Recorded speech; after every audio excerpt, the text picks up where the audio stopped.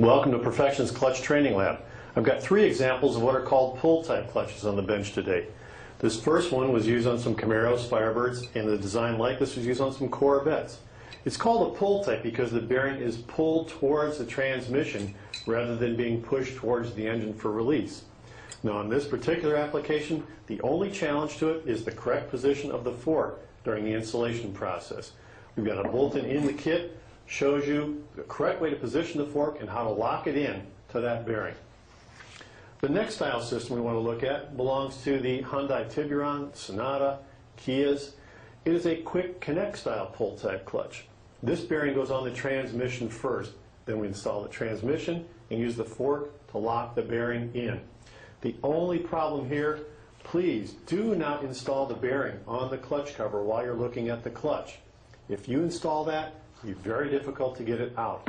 We've got a bolt-in in the kit, shows you the correct way to service this particular system. But the system we're focusing on today belongs to the Isuzu family. Troopers, Rodeos, Amigos, was also used in a Honda Passport, used in a couple of Mitsubishi applications, and several Mazdas. This is a quick connect, quick disconnect. And one of the big challenges to this is how to remove the transmission. You have to unlock the bearing from the retaining ring system prior to removing the transmission. Can't get your hands in there, so we're going to have to use a long screwdriver, and there's a hole in the bottom of the transaxle or transmission. You're going to come through that hole with a long screwdriver, hold this plate down, this retaining ring plate, and you're going to twist the screwdriver against the back of the bearing, and you'll disconnect the bearing that way. Then you can remove the transmission. So we've got one of these out in the shop right now. Let's go out to the shop and we will service this quick connect, quick disconnect style system. Now what we were trying to do is insert the screwdriver between, I hold that plate in, twist, and pop the bearing out. That unlocks it, allows you to remove the transmission.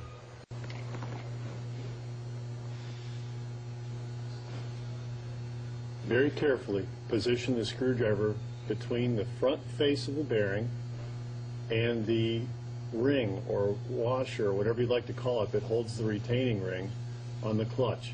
You don't want to get in between the retaining ring on the diaphragm springs and the ring that holds the retaining ring.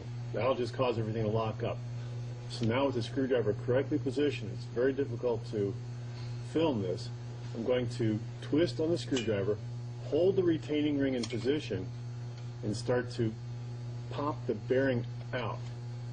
I hope if I hit it in just the right spots.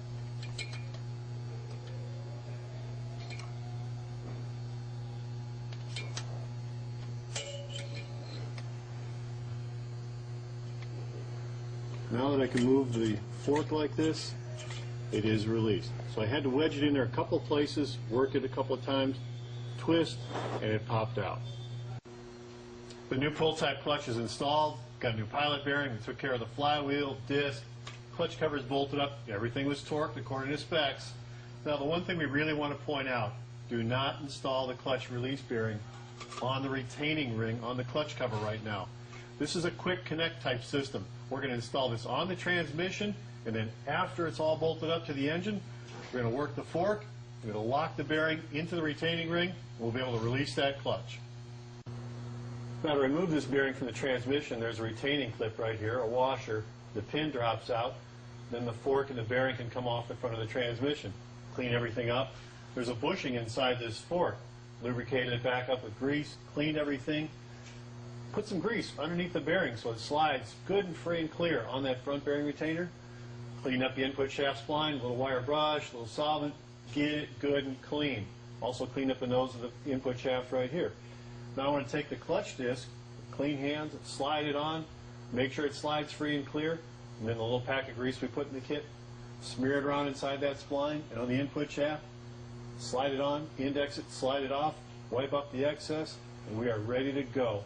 Remember, do not install the bearing on the clutch cover. It goes on the transmission, and we'll lock it in. Now the clutch is installed, the transmission is completely bolted in.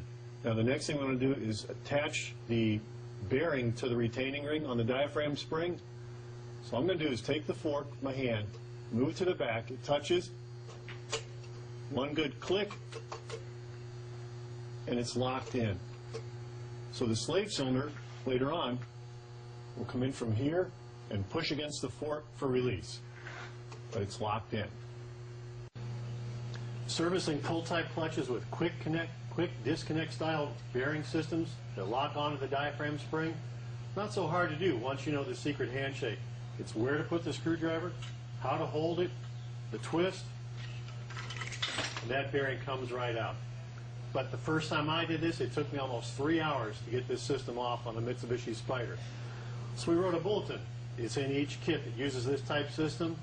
Please read this bulletin. It will save you a lot of time and aggravation on how to take that transmission out. If you have any questions about a clutch, a flywheel, a release system, please call Perfection at 800-258-8312. Press 4. Your call will go to Tony, Steve, Bobby, or myself. We'll be glad to take your call and help you out. See, Dennis, this isn't so hard to do after all.